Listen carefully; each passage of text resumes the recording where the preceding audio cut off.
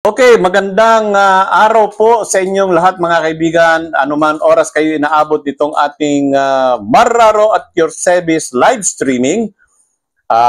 Siyempre, pagbati ko sa inyo ay kung umaga man, magandang umaga. Pagka tanghali, magandang tanghali. Paghapon, magandang hapon. Paggabi naman kayo nanonood, ay magandang gabi. No?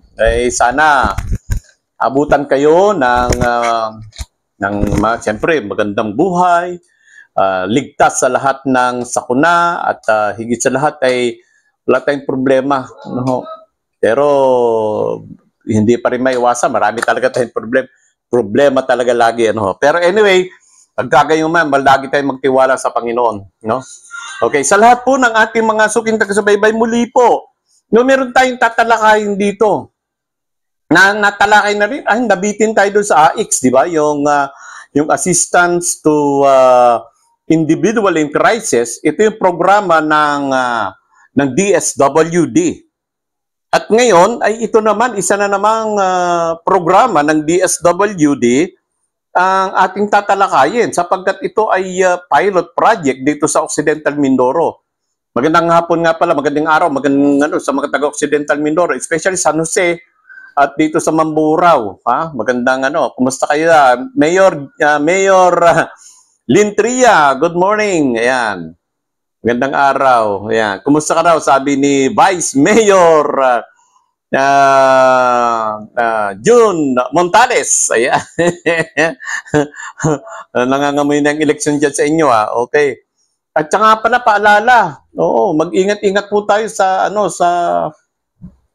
ngayon, sa ASF, sapagkat meron na naman daw na di umano'y lumalabas, naghihigpit na naman sa pagpasok sa Occidental Mindoro, particular in Abra de Ilog, kasi yan ang Abra de Ilog ay port yan, di ba? Yan ang port of entry ng Occidental Mindoro, kaya pinag-iingat din tayo, no? Anyway, ganun talaga pati nga itong bagong variant ng COVID-19 pumasok na rin dito sa Pilipinas, no? Nababalita na, di ba? Kaya nga, stay tuned lagi dito sa ating pagsasayang papawid na ito sa ating programang Marraro at Your Service. Beno, eto ngayon, ang isa sa gusto kong ibigay sa inyo, itong Binhi at Lawa Project, no? Kasi narinig ko itong Binhi at Lawa Project na mukhang sisimulan dito sa Occidental Mindoro at mayroon lang mga ilang bayan, no? Kaya minarapat po nating makaugnayan ang DSWD, ang Provincial Focal Person na si Miss Mary Nicole Fabular at si Miss Andrea May Doliente, no? Na talaga namang binigyan tayo naman ng paunlak na makaugnayan sila at para malaman natin kung ano itong tinatawag na Binhi at Lawa Project. Mukhang may ayuda na naman, mga kaibigan. Magkakandara pa na naman tayo dito. Pero bago tayo pumalaot sa ating pagkikipag-ugnayan kay Miss Mary Nicole Fabular at Miss Andrea May Doliente, ay please paki-like, follow and share itong ating pong Marraro at Your Service. Beno, hindi na natin patatagalin pa. Eto na po, pakinggan po natin ang hindi one-on-one, kundi ang talakayan namin ni Miss Mary Nicole Fabular at Miss Andrea May Doliente. So ito na, huwag na kayong bibitiw. Pasok na natin kagad. Take it away. Ano itong Binhi at Lawa Project program ng DSWD? Ito pong Project Lawa at Binhi is bagong programa po under ng Risk Resiliency Program for cash and training and work po. So, cash for training and work siya actually. And nasa under po siya ng Disaster Response Management Division po ng DSWD. Ngayon po, ang Project Lawa at Binhi, ang Lawa po is, ang meaning niya po is Local Adaptation to Water Access, samantalang ang Binhi naman po is Breaking Insufficiency through Nutritious Harvest for the Impoverished. So, yun po yung word na binhi. Ang lawa po, from the word itself, lawa. So, lawa, no? Yes, apo. Ang target niya po is to secure the water sufficiency po. sa atin dito So, sa tubig ito pinag-uusapan. Opo, about sa tubig. Drinking water. Consume- For Consume agricultural po. Agricultural. Yes, Hindi ito yung agriculture. consume na water na katulad ng... Kung yan po ay isa sa mga activities po, kasama na rin po siya. Oo. Pero ano po tayo, general po tayo sa mga water sources po tayo Sa ng pagtataniman. for mga agriculture pagtatanim, yan. agriculture. Yes, Agriculture. So like mga water impounding. Apo, Mga ganon. small farm reservoirs po, Oo, yan po. oo. So, mga water access din po Oo. yan. Bakit napasok kayo doon? Ang department, bakit napasok? Since Samantalang ang meron po, trabaho niyan, dapat NIA, di ba? yes po. Mhm. Actually, since tayo po ay may Disaster Response Management Division, kasama na po sa mga katulad nga po sa AIX, di ba? Ang mga Oo. tinutulungan nila ngayon sa El Nino is mostly farmers. Oh, yes. So ngayon po, isa po sa mga strategies, DSWD Strategic Plan for 2024 is about naman po sa socio-environmental risks. Mm. So flagship or ano po siya, susog po ng mga undersecretaries po ni Sec Gatchalian. Oo. So nag-come up po sila dito sa RRP through Cash for Training and Work para po sa Project Lawa and Binhi. So ito po, ang Project Lawa at Binhi is temporary income para po dun sa mga dito naapektuhan po Naapektuhan ngayon. ng El Nino. El Nino. El Nino. And for the coming transition po ng La Ng Nina. La Nina. So today po is La Nina na po tayo. Oh, so hindi ka ito magkaroon ng duplication sa project naman o program din ng National Irrigation Administration? Hindi po Hindi kami naman. po ay para po sa temporary parang temporary intervention or short-term intervention po para po sa mga nahihirapan or nawalan po ng trabaho or nalugi po during El Nino. harvest or during El Nino po and this incoming La Nina po. Oh, binivisualize ko lang Apo. Binivisualize. Sa mga tuwid, kung halimbawa hindi ito pangmalakihan na katulad ng National Irrigation Ay, hindi. Administration na mayroon dam, may mga gano'n. So, ta- yun na nasa isip ko okay. Oo. Ang amin po, actually bago po kami bumaba po sa mga municipalities po, nagkaroon kami ng consultation meeting Mm. sa Mamburao last Yes. April 19 Oo. po. So kasama namin dyan ang NIA, Department of Agriculture, since under naman ng DA ang NIA po, di ba? Mm-mm. BIFAR, BSWM, DILG, Provincial Government Office, Oo. and ano po. Tsaka fisheries. Yan, BIFAR, opo, since sila, yung BIFAR, yung mga Oo. fisherman po, di ba? So, nag-conduct po kami ng consultation meeting regarding sa implementation. And pinaliwanag po namin doon na ang amin pong intervention through Cash for Training and Work is para lang po magkaroon ng intervention yung mga or parang assistance din siya Oo. pero may output. Oo. Opo. Katulad nga po ng mga small farm reservoirs sana Oo. and communal, for example, sa Binhi, Project Binhi po is communal gardening, school-based vegetable gardening po, ganon. Mm. Ayan So, po. ibig sabihin nito, hindi ito magre-replicate sa program ng NIA, Niya. Hindi po, actually Saka hindi partner kayo. namin siya. partner ganun. ninyo. May iba po silang activities or programs, Mm. iba pa po itong sa amin. So, ang amin po kasi, gusto po naming mabigyan ng knowledge yung municipal level at the same time yung mga families and individuals po na maging adaptive or makaangkop po ba or maging capable or maging, let's say, knowledgeable po para makapag-adapt at saka ma-mitigate po yung Oo. El Nino at La Nina. Okay, magbibigay ako ng sample, Katulad nito, halimbawa, kasi parang bago sa atin yan, Apo, itong apo. programa nito, no? Paano ang gagawin? Halimbawa sa isang barangay, Opo. is it only the CTOs or families na pinili lang? Or paano? Pilot ano project? What? Ito po is pilot implementation pa lang dito sa Mimaropa. Pilot pa lang Yes. ba? Yes. Yes, Uy, actually. kala ko meron na. So, ang Mimaropa po, ang isa sa piniling pilot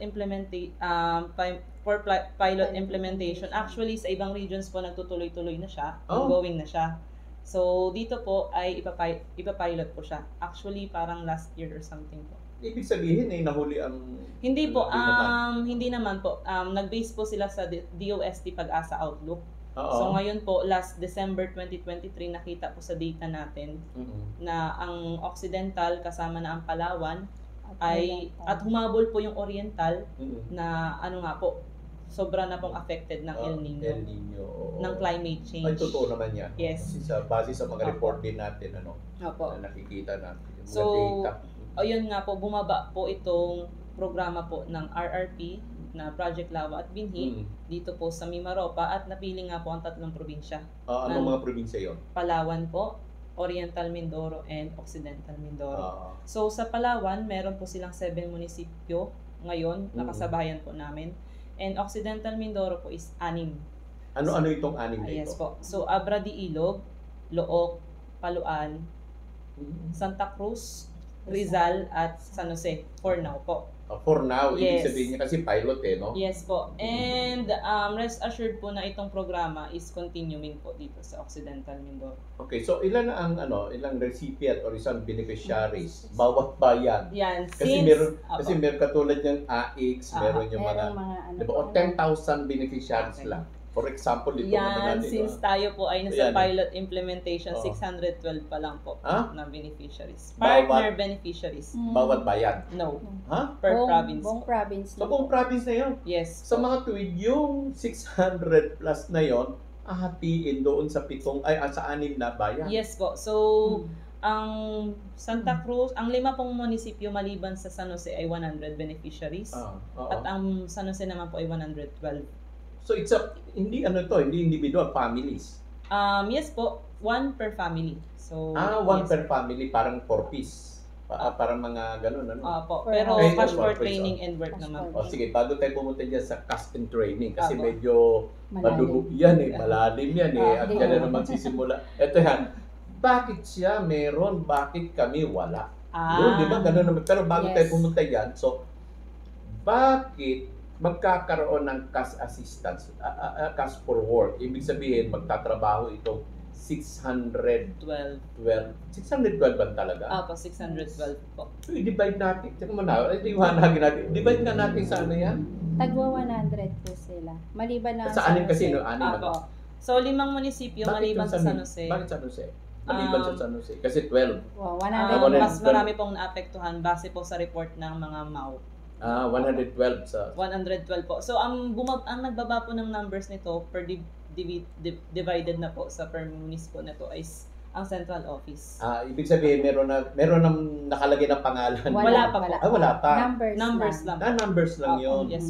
So, liliwanagin natin. So, mga nakikinig dyan sa mga nanonood, liliwanagin ko lang ito. Dahil San Jose, tapos yung ibang bayan, Tagwa ay 100. tigo 100. At ang San Jose ay 112. 112. And then yung 112 na yon, wala pang mga pangalan o personalidad na nakapalagay doon. So, Meron na siya ngayon. ngayon ang Actually, yan po Paano? yung nangyari na wala pong pangalan noon. Okay. Nung bumaba kami, inisa-isa na po namin ang mga munisipyo po Oo. through the help of MAU para MAU, po ma-certify and identify po nila yung mga farmers, Mhm. especially yung farmers po at saka yung fisher folks nga po kung may na-identify sila Yes. na affected at walang-wala talaga. Parang zero chance po na ma-revive yung kanilang Yung yung pananim. mga crops. Yes po. Then, syempre po, meron kaming basis, yung listahanan nga po. At kung hindi naman po kasama sa listahanan is dapat po ma-certify po ng local social welfare and development office. Okay. Nabanggit mo yan. So, kailangan hindi kasama doon sa listahanan. Kailangan po. Kailangan Apo. kasama. Yes po. Hindi kayo mag-doble-doble na yun? Yan po ang ginawa ng mga municipios po. So kung may natulungan po or may na-identify na po or may na-receive na po yung family na assistance, for example, sa Other iba pa agencies. pong aids or iba pa pong assistances na binigay po ng gobyerno, is mas prioritize po nila yung mga wala pa. Yung mga hindi nakatanggap. Opo, Yes. yes po. Kasi narinig ko kung minsan na mga inyo nagkakagulo kapag pagka nagko-cover ako. Tapos simple lang ako, siyempre hindi naman ako. Doon, gilig-gilig na. Bakit? Ganito ang mga bulo ulit. Bakit siya? Nakaulit na naman ulit nung isang ganito, ganyan. Hindi naman po maiiwasan yung ganong komento. Pero, kasi, oo. Kasi nakatanggap na daw siya, tumanggap ngayon. Mga ganun ba? So, paano ngayon ito?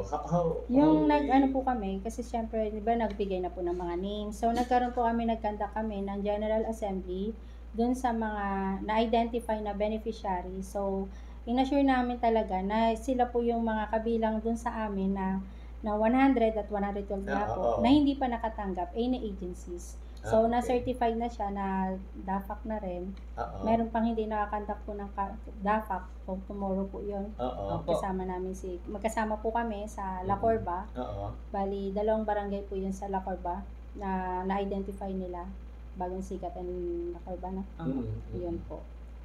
So ibig sabihin nun, meron na kayong hindi sa inyo galing Yes po. Hindi sa galing amin. sa inyo yung kasi Yes. ganito Hindi galing sa amin. yung Nilinawin listahan. namin. Yes po. Yung list- Bali, nag-identify po talaga ay si Mau. Isa, Okay. galing Isa na po ang kasi sa mga amin pong farmers. ang amin pong kasama po or kasabwat or kasama kasama po or kasandal Oo, ganun po yun, sa Katuwang pag-identify. ninyo, Yun, katuwang. katuwang sa Mm-mm. pag-identify po ng ating beneficiaries ay ang MAU, syempre po, Oo, since ito po ay about sa agriculture nga. Oo. And MSW. yun nga po, so sila po ang nag-identify and nag-certify.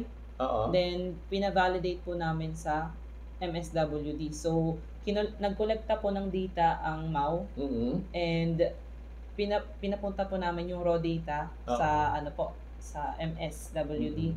And at the same time po, pinadaan po namin sa NDRRMC po siya. Ilan yung pinagdaanan? Tatlo po. Tatlo. Tatlo. So, ang amin pong katuwang dito sa LGU is ang MAU, ang MSWD at ang MDR.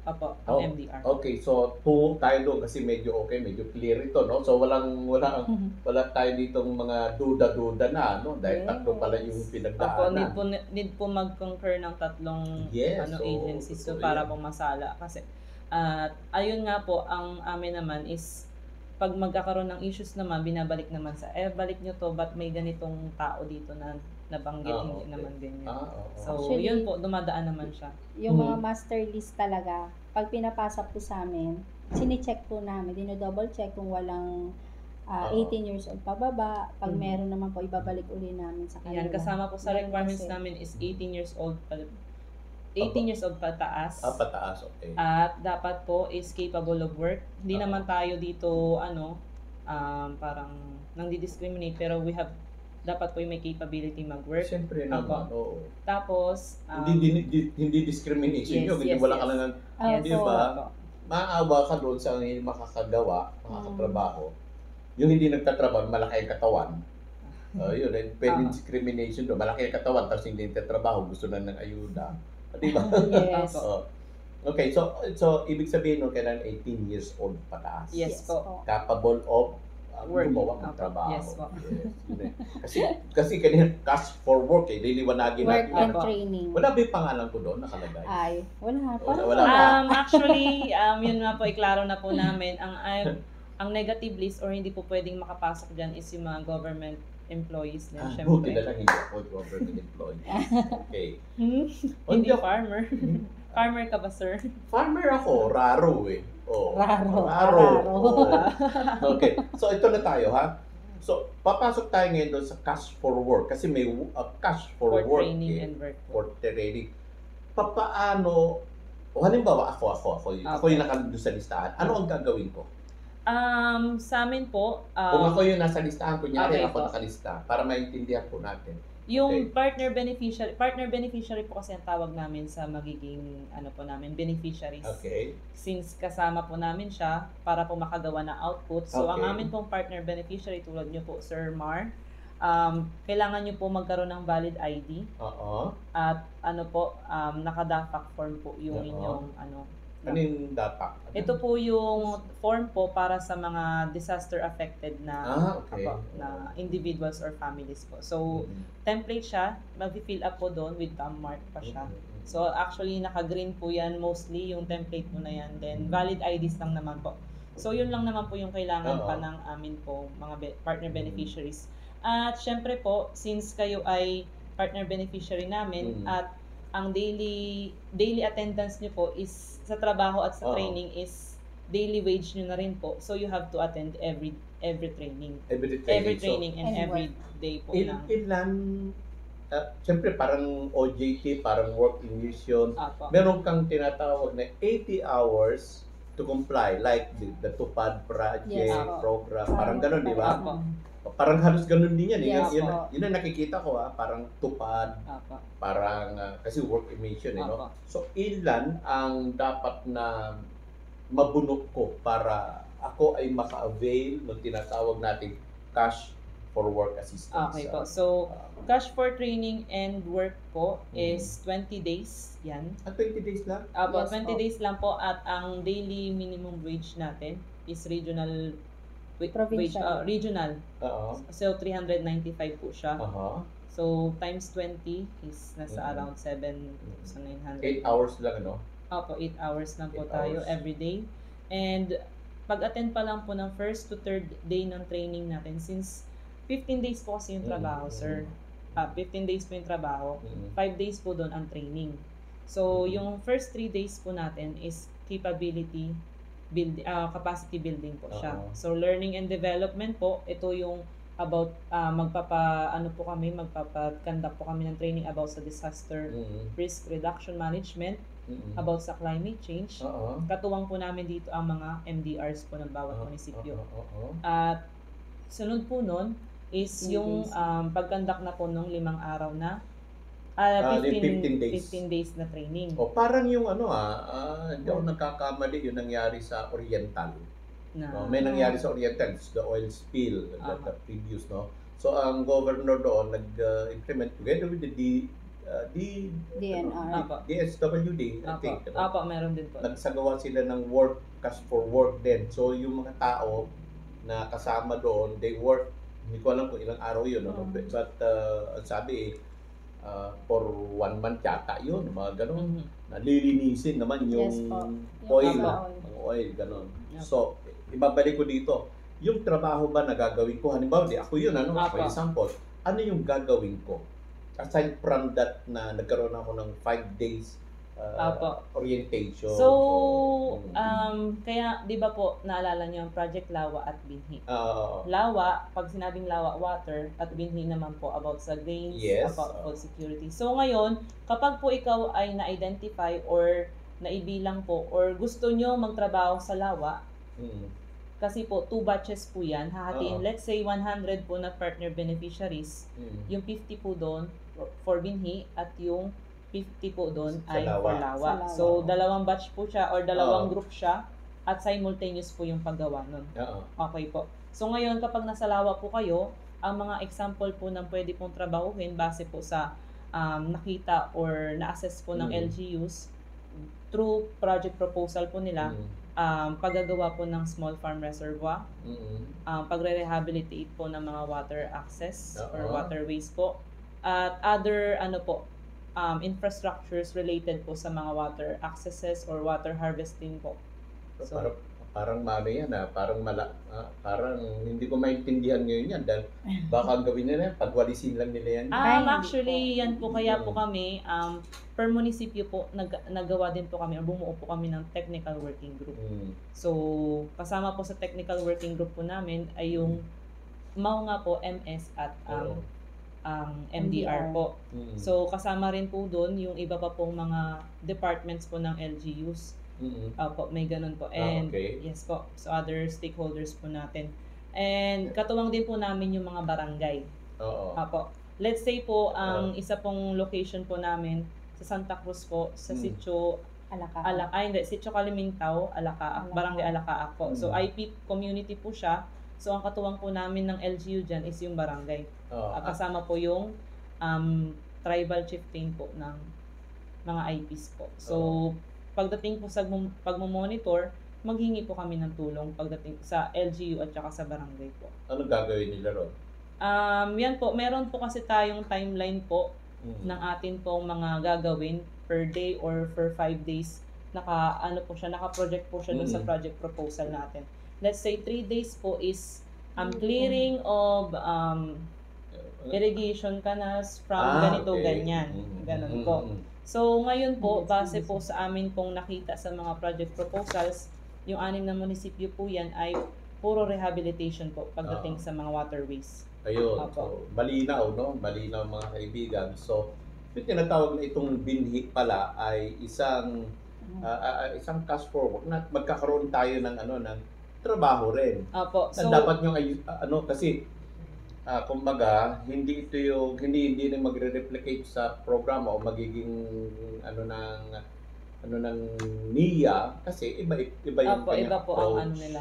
Iba po ang Oo. approach namin. Ang gusto rin po kasi namin sa mga individuals and families po na yun, kasi po may pa-training nga kami, baka magkaroon din po sila ng idea na sa susunod, pwede namin gawin to sa barangay level. Yun magiging Opo. effect. Opo.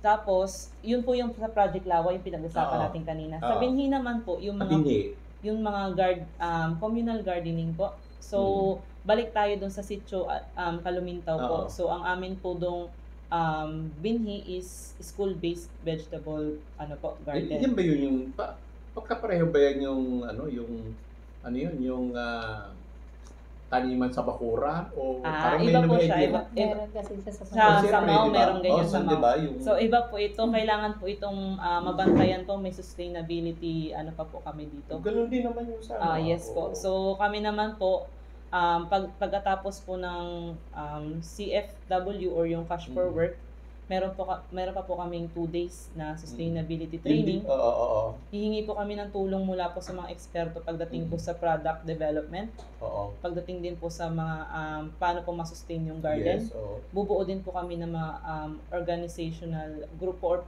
Oo. organized group po.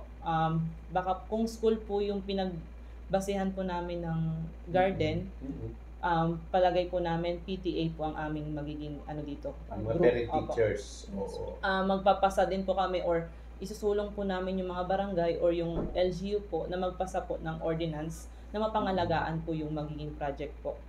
Opo. Okay. Para po then balak din po namin, project po namin na magkaroon ng turnover ceremony para naman po makumit yung mga tao na sa amin galing yan. Gawa namin siya, makikinabang kami dito. Pangangalagaan namin to. Ganun po yung aming Yun po yung aming purpose o intention po pagdating sa CFTW po. Saan yung mga binhi niyang manggagaling? Yan po. Actually, Oo. yung counterparting po na Kasi yan nagiging is problema yan minsan. yan po. Ang counterparting po niyan pagdating po sa seedlings po is through Office of the Provincial Agriculturist po Oo. at saka sa MAU. Ngayon po, dito sa Rizal po, nag-conduct po siya ng General Assembly at may mga may mga partner beneficiaries daw po Oo. na willing mag-provide ng mga pananim pananim po nila Pananim. like Fruit crops. yan ganun na Kasi- pwede po nilang itanim. Sa totoo lang naman kasi kumisa nakita ko kasi yung programa na yung gulayan sa bakuran. Hindi rin na-sustain. Why? Because of yun nga, yung sustainability rin nung mga saan nanggagaling yung mga pangtanim. binhi, pantanim. Tapos naalala ko rin nung high school, elementary pala, elementary, ganyan, Plating nagtatanim. pa. Nagtatanim kami, nagagawa ng bakod, tapos pagdating ng sabagay, sa amin kami rin ang nakikinabang. No? Opo. Kasi yun naman ang purpose niyan Opo. turuan sa pagtatanim. So dito sa sustainability na sinasabi ninyo na magtatanim, ang meron na kayo na-identify school. So, Isa pa lang po yun. isa pa lang yun. Yes po. Sa iba pong mga munisipyo, iba-iba po ang kanilang Kanya-kanya. Kanya-kanya pong ng propose. proposal. Oh. Apo. Kasi totoo lang, bakit hindi ninyo ikabit yan sa mga co-op na... Ayan, pwede nga po namin siya actually Kasi- maging group. kasi Yan, ganito cooperative po. Yes, like San Jose, meron silang market dito, every Thursday yata o Friday, meron silang open market na yung mga product ng mga galing sa kanila rin, yung mga ka-member din nila ng tanim. Opo. So doon nila inilalaga. Ayun po. Sinasabi sa akin, mura yan kasi una-una, hindi naman unorganic yan, walang mga ganito, fertilizer, whatsoever, so ganun. But hindi ninyo i-tie up do para yung sustainability continuous. Yan po is Diba? part po ng aming sustainability. Kapag po nakapag-organize po kami ng group, kasunod na po doon ang paggagawa ng cooperative. Since part mo naman po siya ng organizing ng group. Oo, kasi biruin mo mura yung pagkain, di ba? Talong. Talong o mga fruit bearing o kaya mga gulay. Malaking bagay yan sa totoo lang, no? Opo. Pero I doubt kasi, alam mo, tayo mga Pilipino kasi pagka wala nang bayad, wala nang Tatamarin na. tatamarin na, di ba? Tapos ang tagal-tagal nito, busy pa ako doon. Mga ganun yan di ba? So, paano ang gagawin ninyo dito? Ano ang approach ninyo dyan? Yun nga po, magkakaroon po kami ng constant monitoring pagdating dyan. At the same time naman po, since ito ay real time naman pong minomonitor, mag-a-adjust at mag-a-adapt din naman po kami sa mga actions po namin para po tawag dito, maging effective pa po. Kasi yun nga, marami na po tayong mga programs before, like yung na-mention nyo nga po, naririnig din po namin yan sa iba pa po, sa mga LGUs po. Like, paano nyo masusustain yan? Siyempre po, through constant pag-i-study, nag-aaral din naman po kami. So, pag-aaralan din po namin yung actions, bakit hindi siya nasusustain, ano nangyayari, bakit hindi committed yung tao, ganun po. So, hindi lang dapat ito puro kwento, no? Apo. So, Secretary Gatchalian, ito yung ano dyan kasi anyway, no, si Secretary talaga naman hanga ako din sa kanya, no? Hands-on. Talagang Opo. sa program. Pero ang problema nga pagdating sa mga LGU, kasi nakita ko dito, LGU ang kausap ninyo Apo. Kausap ninyo LGU. So, how? Diba? Lalo-lalo na malapit na eleksyon. Sabi ganun Anyway, so, pagdating dito sa sa binhi yun, yung Binhi and Lawa. Apo. binhi lawa na ito, no? So, ilang buwan? Ilang buwan po ang monitoring nito? O ilang buwan nyo i-implement ito? Yun nga po, 20 days lang po siya. So, ang After 20 preparation, days, after 20 days is monitoring na po kami. kung nagtutuloy-tuloy. Yes po, constant monitoring po kami. And meron na po kami Doon sa binhi. Binhi and Lawa po kami. Dalawa. Kasi po ang may Lawa, nagre-rehabilitate po, titingnan namin kung naayos ba talaga or sira na naman, gano'n. Wala na kaming bayad Bawal tapos na yung cash for work namin. Ay. Paano pa ako lalapat dyan? Sir, magbe-benefit din naman ng community doon. Ayun, okay. So, yung pauna, ang lumalabas, ang paunang cash for work is to encourage them, no? To engage in community work. Yes, para at least pagka nakita nila, hindi dapat isipin doon yung cash for work pala, no? Dapat hindi isipin yun. Ang isipin ay yung benefit na Yes makukuha. po, yung contribution po sa community work. Yan po yung isa sa mga purpose. Bakit hindi na lang ibigay yung assistance? Bakit kailangan pa namin mag-engage sa cash for training and work na yan? Kasi po, para po makapacitate po yung isang individual na yon, pag nakinig po siya sa training po, ay, may idea na ako, so gagawin ko to sa farm namin. Yung mga, for example, tapos, pagdating naman sa work, makakatulong po siya instead na magbayad pa yung barangay para palinisin yung lawa nila or yung waterways nila. Yung lalo na sa mga walang irrigators association, sorry. So, instead na magbayad pa yung barangay po na magpa-backhoe pa dyan or magpalinis po ng MMDA or something ng Metro Aid po or yung janitor po, may na-contribute sila at least, diba po? Yan po, isa sa mga community engagement po, ay, may na-contribute ako dyan, so nabawasan yung baha natin ngayong La Nina kasi hindi na clog, hindi na po barado yung natin, yung kanal natin, hindi na, yung box culvert natin, malinis na, wala nang harang, wala nang mga kable-kable or mga sangay-sangay po ng dahon, ganun po. So, yun po yung isa sa mga niya. So, kailan ito sisimulan dito? Ngayon po, actually, kami ay nakikipag-communicate po sa central office ngayon. Kung pwede pong mapayagan na mag-start na po kami kahit wala pa pong MOU signing. Although, importante yung yes po. Nakapagpasa na po ng Sangguniang Bayan at Sangguniang Panlalawigan resolutions para po kay Gov at para po sa mga mayors po na mag-enter po sa MOU. So ngayon po, since tag-ulan na nga, yan po ang magiging isang kalaban namin is yung ulan. Pwede siyang parang magtigil-tigil po ng aming continuous na cash for work namin. So ang binabala po namin is ma-fast track, mapabilis po agad yung pagkantak po namin ng cash for training and work. So nakikipag-ugnayan po kami ngayon sa central office para po mapayagan na mag-start na po kami.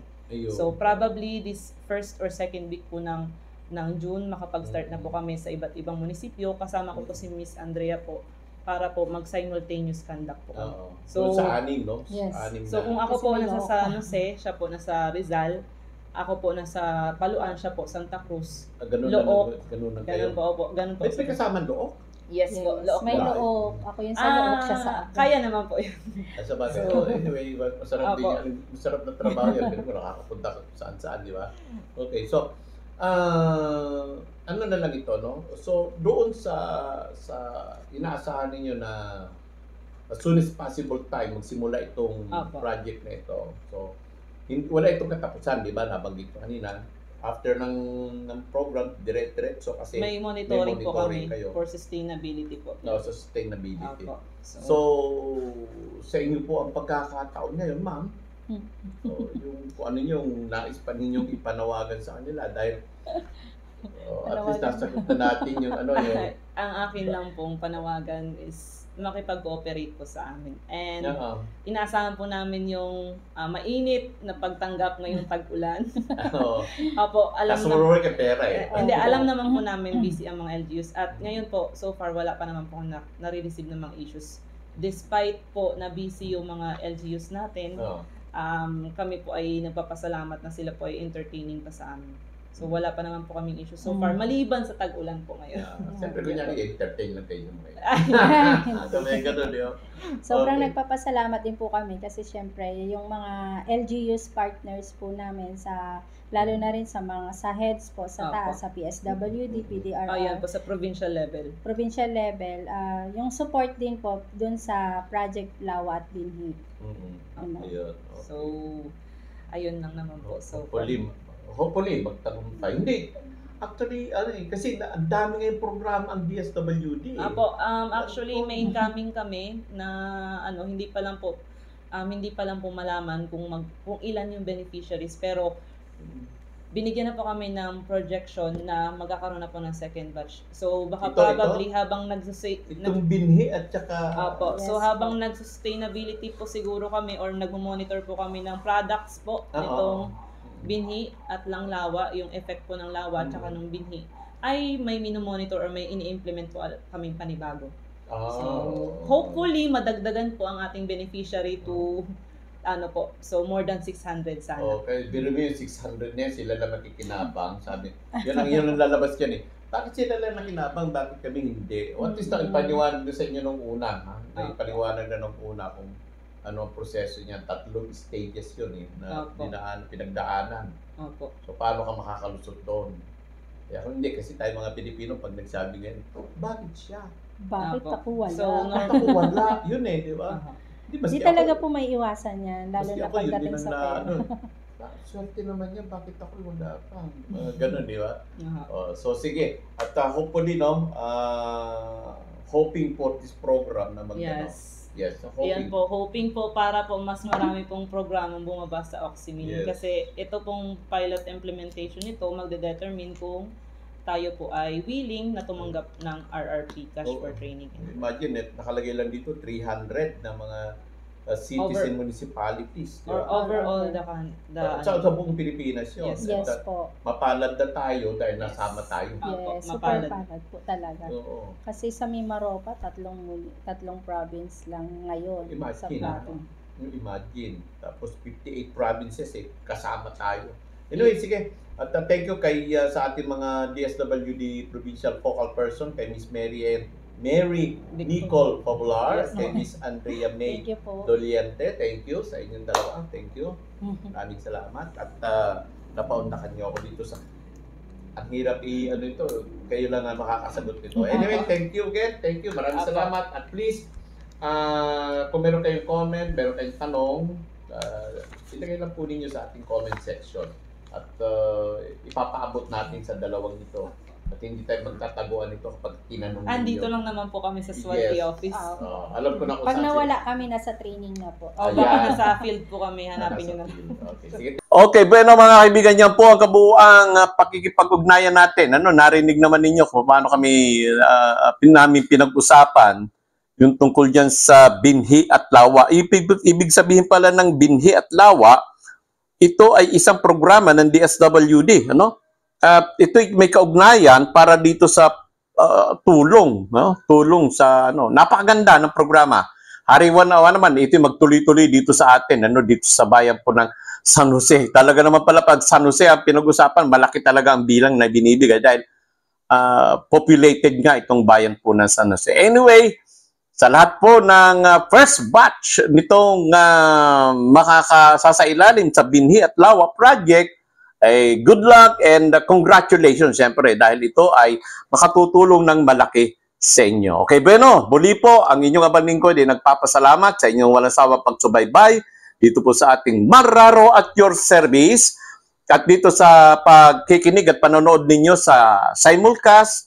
Napapanood at napapakinggan ninyo sa ating mga himpilan ng radyo sa Yantok Mindoro 90.1 Yantok Mindoro FM.